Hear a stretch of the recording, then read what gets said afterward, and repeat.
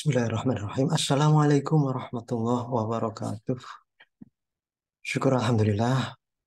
Marilah para mahasiswa sekalian, kita semua eh, bisa bersama-sama hadir untuk melanjutkan kuliah kita, kuliah ilmu hama tumbuhan, yang pada hari ini kita akan melanjutkan pembahasan tentang organisme hama. Dan kita akan memasuki pengenalan ordo sampai ke masuk ordo Coleoptera. Coleoptera.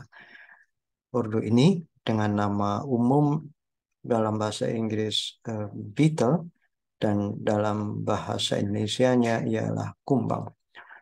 Baik saudara sekalian, dari segi nama ordo, maka Coleoptera sudah sering kita berulang-ulang nama ordo dengan ptera. Nah, ini adalah sayap. Nah, sedang koleo, ini koleos, ini artinya seludang. Jadi Coleoptera adalah serangga dengan ciri khas sayapnya, strukturnya keras kaku, kokoh gitu, serupa seludang. Seludang itu ya eh, suatu struktur eh, penutup tandan bunga yang kemudian menjadi tandan buah. Nah, misalnya pada kelapa begitu ya, dan seterusnya.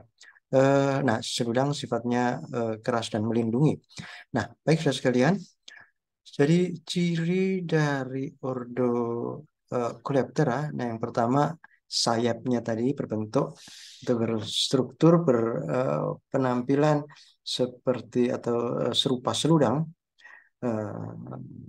relatif keras dan tebal. Nah, sayap tipe seperti ini disebut dengan elytron. Elytron. Nah, baik, sesudah sayap. Nah, ini kemudian ciri alat mulut atau struktur mulut. Mulutnya mandibulata atau nama lainnya menggigit, mengunyah, begitu ya, menggigit, mengunyah. Nah, baik. Jadi baik serangga fase larva maupun dewasa atau imago, tipe mulutnya menggigit, mengunyah. Nah, baik saudara sekalian, beberapa jenis peranannya sebagai predator, banyak jenis peranannya sebagai hama. Nah, baik. Jadi baik yang berperan sebagai hama maupun sebagai predator, maka tipe mulutnya baik fase larva maupun fase dewasa itu mandibulata atau menggigit, mengunyah, yang eh, kedua tipe ini bisa sama-sama menjadi hama atau menjadi predator. Nah, baik, saudara sekalian, eh, ordo Coleoptera ini eh, merupakan ordo yang besar. Anggota-anggota jenis, baik itu famili maupun nantinya spesies begitu.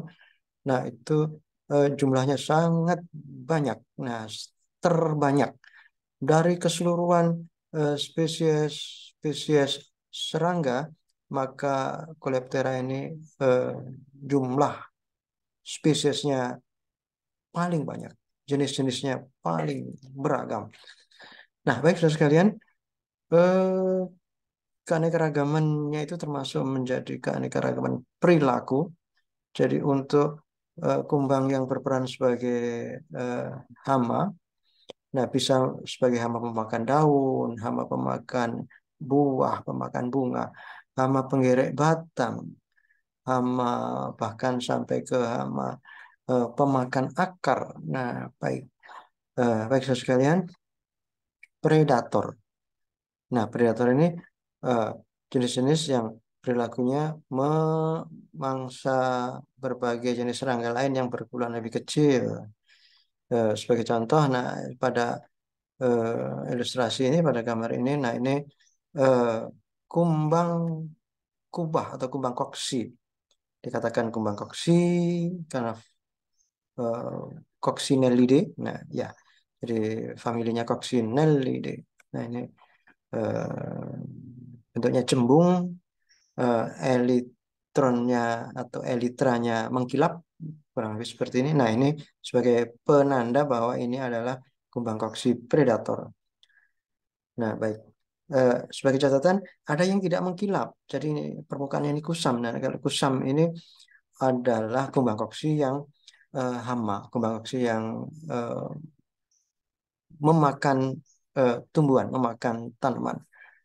Nah, baik.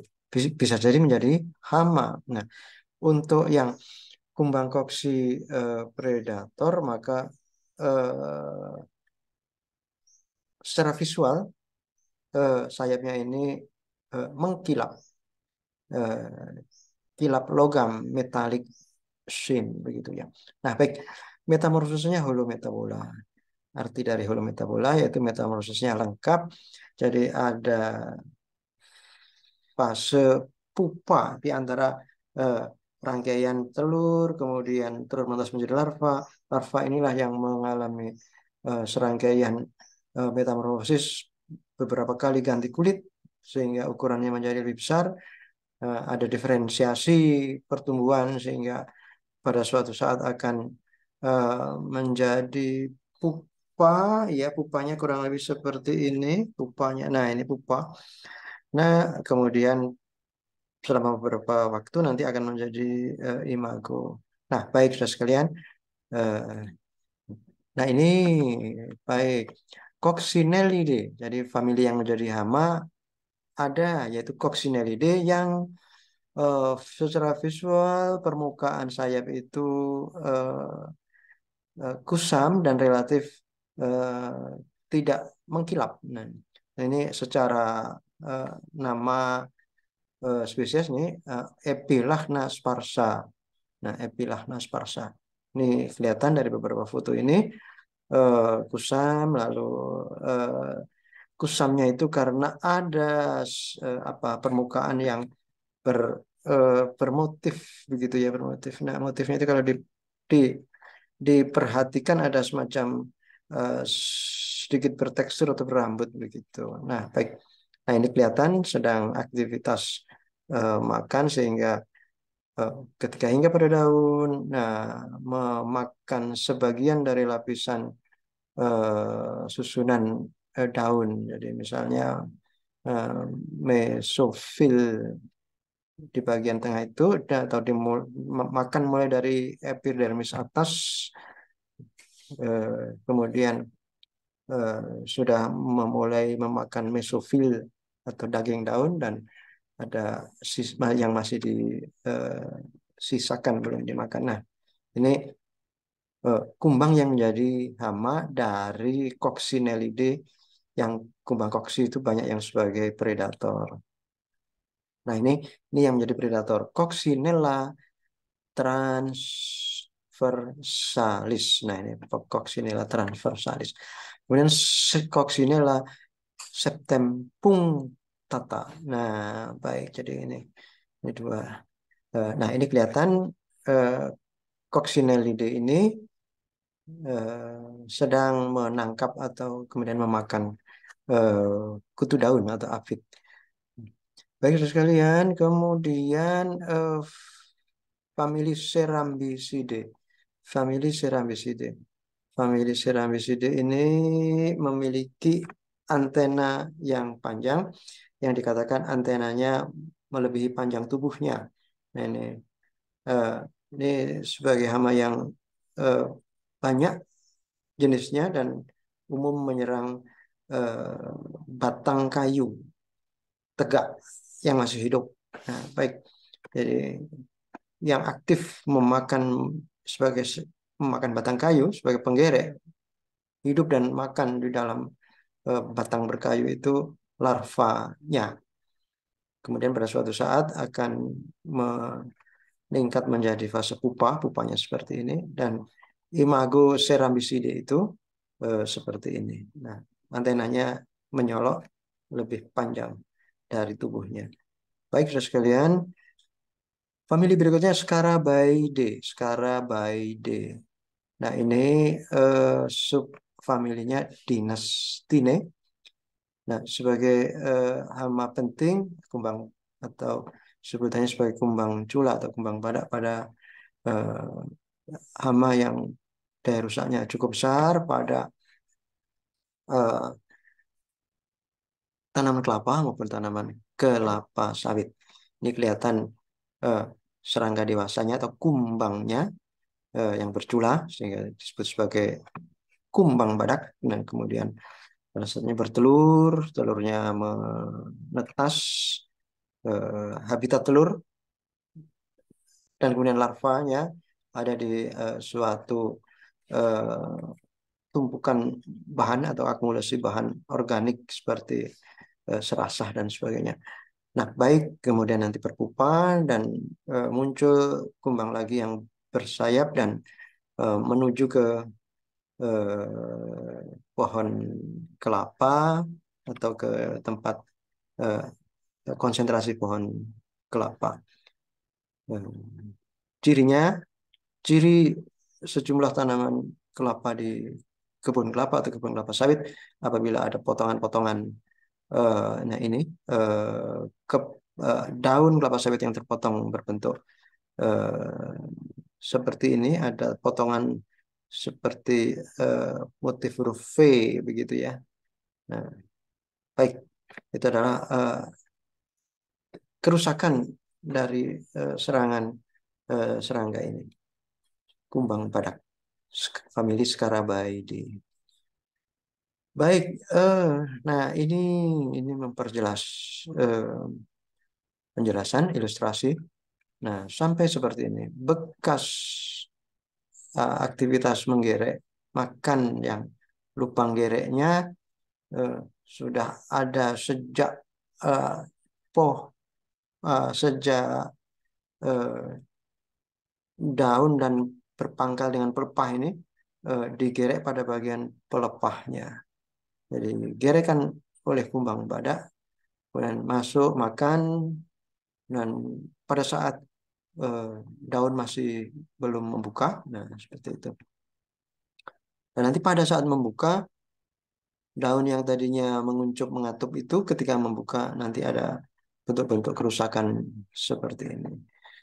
Baik, saudara sekalian, kemudian ini meningkat ke famili berikutnya, famili Curculionidae. Nah, ini sebutannya kumbang moncong, kumbang moncong,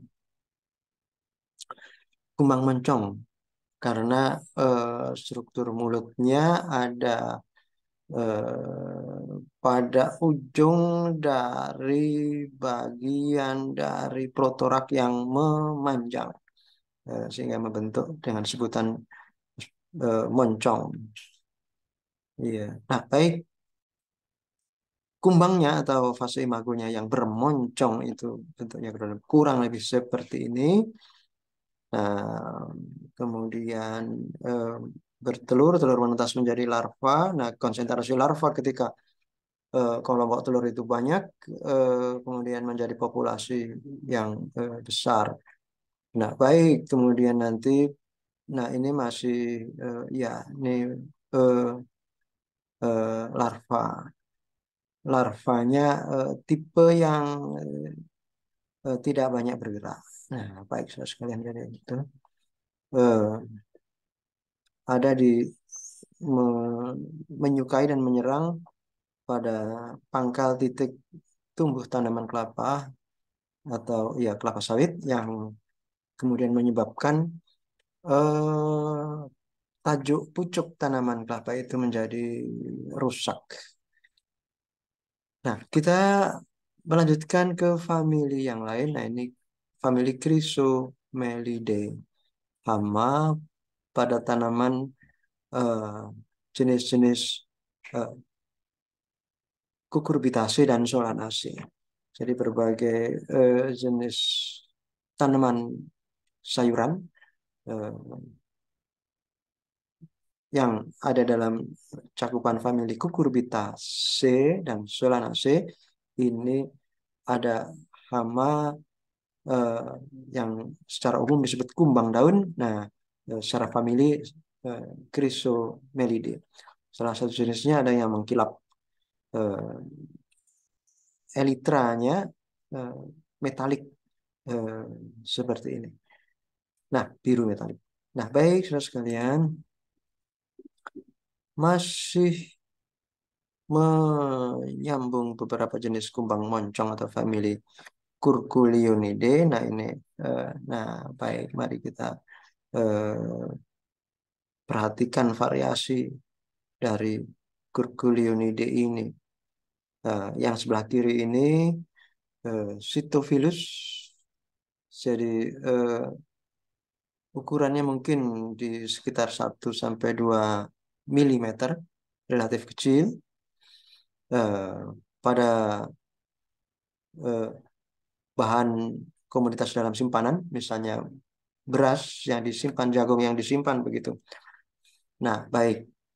Eh, Kemudian ada juga kumbang moncong yang menyerang pucuk atau titik tumbuh dari eh, tanaman anggrek. Nah, baik. Jadi ini contohnya. Nah, baik, saudara sekalian, kita lanjutkan. Kita meningkat ke famili, ke ordo berikutnya, ordo Lepidoptera. Eh, dari nama ordo, Ptera sayap, Lepido ini dari Lepidos ini sisik. Jadi sayap ordo ini ada permukaannya eh, berstruktur eh, susunan sisik-sisik, lapisan sisik. Nah, sisik dalam bahasa pustaka berbahasa Inggris scale begitu ya. Nah, eh, sisik yang sangat banyak yang menyusun menempel pada permukaan sayap itulah yang kemudian menjadi motif warna dari sayap Urdu Lepidoptera ini. Ini dua macam spesies serangga dewasa atau imago. Eh, nah, dua-duanya ini jenis ngengat, yaitu eh, bukan bukan kupu-kupu ya. Nah, jadi Lepidoptera itu bisa berupa ini, ngengat ini, secara eh, aktivitas perilaku. Kalau ngengat itu aktif malam hari. Nah, kalau kupu-kupu atau butterfly yang nanti akan kita ilustrasikan. Baik, saudara sekalian, kalau kupu-kupu atau butterfly aktif siang hari atau ya diurnal insect. Kalau ini ngengat ini nocturnal insect. Nah, baik, untuk, nah, ini imago dari ulat geraya. Nah, ini imago eh, ulat gerayanya ini. Nah, ulat gerayanya ini. Nah, baik, ini ulat geraya. Nah, imagonya ini. Nah, kemudian eh, beberapa jenis, ya, suatu jenis ulat yang lain yang ada yang memakan daun itu langsung dengan membuat potongan-potongan sehingga menjadi robek di ujung, dan mungkin juga beberapa jenis yang lain menjadi berlubang. Nah, ada yang sifatnya tidak tembus aktivitas makannya. Nah, baik, saudara sekalian, larva berbentuk ulat. Nah, ulat ini kalau dari tipe larva sebutannya tipe erusiform. Erusiform. Eh, nah, baik, ulat atau larva Lepidoptera ini punya tungkai palsu, tungkai, iya, tungkai semu gitu ya. False leg, tungkai palsu. Nah, tungkai palsu ini eh, pada struktur yang tidak ada reduksi itu sebanyak 5 pasang tungkai semu pada abdomen. Eh, kita ingat lagi kalau tungkai sejati itu pada eh, tahma toraks. Toraks. Toraks itu eh, tepat di belakang kepala, kemudian ada bagian protorak, mesotorak, metatorak. Nah, barulah abdomen. Eh, pada setiap pro, meso, dan metatorak itulah terdapat eh, tungkai. Nah, itulah tungkai sejati. Tungkai sejati itu dari sejak larva dan kemudian nanti menjadi imago atau ngengat maupun kupu-kupu. Nah, tungkai sejati itu tetap ada, tidak tidak menjadi tak ada. Nah, kalau tungkai palsu nanti ketika imago berbentuk kupu-kupu maupun ngengat, maka tungkai palsu pada abdomen ini tidak tampak lagi, tidak ada lagi. Nah, baik, itu sudah sekalian. Nah, ini eh, eh, morfologi atau anatomi ulat. Jadi ulat itu merupakan larva dari ordo Lepidoptera. Kita mulai dengan kepala. Kepala ulat ada eh, mata majemuk kanan dan kiri, begitu ya. Kemudian eh, mata tunggal, nah atau eh, ya mata tunggalnya, oselinya ada beberapa buah gitu. Ini seperti 1, 2, 3, 4, 5, 6. Ini ada 6 buah di kanan, 6 buah di kiri. Nah ini mata tunggal. Nah baik, kemudian mandibel, kemudian ada antenanya, struktur antenanya kecil, kemudian palpus labiumnya juga ada seperti itu. Kemudian eh, ada suatu organ namanya spinneret atau pembuat. Eh, jadi dari cairan ludah bisa dibentuk menjadi suatu eh, susunan yang serupa benang. Nah, itu spinneret. Nah, baik. Jadi tungkai sejati eh, ada pada toraks sehingga disebut sebagai thoracic leg. Thoracic leg. Nah, pada abdomen, nah ini proleg atau abdominal leg gitu. Nah, baik seperti ini. Jadi sekali lagi inilah suatu ilustrasi tentang eh, ulat atau larva dari Lepidoptera. Nah, sifat hidup larva yang eh, bersifat eh, pemakan tumbuhan, herbivorous atau phytophagous gitu ya. Jadi memakan daun, bunga, buah, nah ini daun, kemudian bisa juga bunga. Nah ini ulat ulat api, ulat api pada eh, tanaman buah-buahan. Ini pada pohon, jadi eh, memakan daun. Nah, jadi memakan daun secara langsung nanti daun itu ada kelihatan terpotong, terrobek, berlubang gitu ya.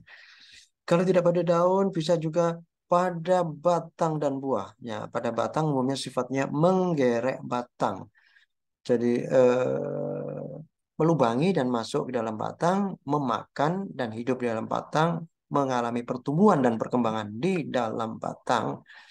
Ini. Kemudian di dalam tongkol juga seperti itu. Jadi ini ilustrasinya contohnya menggerek batang jagung. Menggerek batang tebu juga kurang lebih seperti ini, hama penggerek batang tebu. Kemudian menggerek tongkol jagung. Nah, ilustrasinya seperti ini. Nah, baik. Kemudian ini penggerek batang juga. Nah, baik. Kemudian penggerek umbi, kentang. Jadi umbi ini kentang yang ada umbi yang umbinya ada di dalam tanah bisa juga menjadi target serangan. Jadi seperti ini. Jadi pemakan akar, pemakan buah, eh, akar itu bisa kemudian menjadi bentuk umbi, begitu ya. Baik, Lepidoptera eh, terbagi menjadi 3 golongan, yaitu eh, kupu-kupu, ada bahasa Inggrisnya butterfly, aktif pada siang hari, umumnya dengan warna-warni bagus, begitu ya. Nah, baik. Kemudian kedua golongan skipper aktif pada eh, kurang lebih eh, senja sudah mau menuju hari gelap. Nah itu sebutannya skipper. Nah, nah, eh, kemudian golongan ngengat. Nah, ngengat ini aktif pada malam hari. Kupu-kupu warna-warni bagus. Skipper dan ngengat itu warnanya umumnya warna-warna kusam, warna-warna gelap. Baik, kemudian eh, masih dicontoh hama penting dari ordo Lepidoptera ini. Jadi famili Sphingidae, ya famili Sphingidae. Kemudian famili Psychidae, ya Psychidae ini dengan nama ulat eh, ulat kantong. Jadi ulatnya eh, hidup dan aktif, tetap aktif makan, tetap aktif bergerak jarak pendek begitu di dalam pelindung kantongnya. Nah, baik. Kemudian famili Limacodidae. Nah, ulat api berwarna hijau cerah. Nah, ini terdapat pada daun kelapa dan beberapa jenis tanaman buah. Nah, baik. Kemudian eh, ya inilah Limacodidae. Kemudian Papilionidae. Papilionidae ini yang eh, yang khas yaitu bentuk eh, bentuk kupu-kupunya, gitu, imagonya dengan ada eh, pada sayap itu ada ciri tonjolan yang eh, ya tonjolan sesuatu yang menonjol menyolok disebut dengan papil. Nah, ini dia. Ada papila pada ujung belakang sayap. Nah, seperti ini. Nah, kemudian famili Hesperiidae. Jadi umum disebut dengan ulat penggulung daun pisang. Ulat penggulung daun pisang. Ulatnya bentuknya silindris, kemudian gejalanya. Jadi ulat seperti ini relatif jarang atau tidak mudah kita jumpai, tapi yang dari jauh sudah ada kelihatan itu adalah daun pisang yang tergulung dengan bentuk gulungan sampai sangat menyolok perbedaannya. Nah, ketika ada gulungan seperti ini, kalau kita buka maka di dalamnya ada ulat atau mungkin fasenya sudah menjadi kepompong. Nah, ini tergolong skipper imagonya ini. Jadi eh, apabila senja hari, maka imago ini ada kemungkinan untuk bisa ditemui, dijumpai di sekitar tanah pisang. Nah, baik eh, kalau tidak pada senja hari, maka eh, imago ini atau serangga dewasa yang serupa ngengat ini maka tidak aktif atau eh, berhenti terbang dan berlindung begitu ya. Baik sebagai contoh terakhir, nah ini famili Pyralidae, hama pada tanaman padi, pada tanaman tebu sebagai penggerek batang, sebagai penggerek batang. Jadi ini Sebagai contoh penggerek batang padi kuning, Triporiza incertulas. Secara menyolok yang menjadi penggerek yaitu ulatnya pada walaupun kecil tadi ada di dalam batang padi Triporiza incertulas. Nah kemudian eh, pada spesies yang lain ini pada Scirpophaga inotata juga pada tanam padi, kemudian Scirpophaga nivella pada tanaman jagung.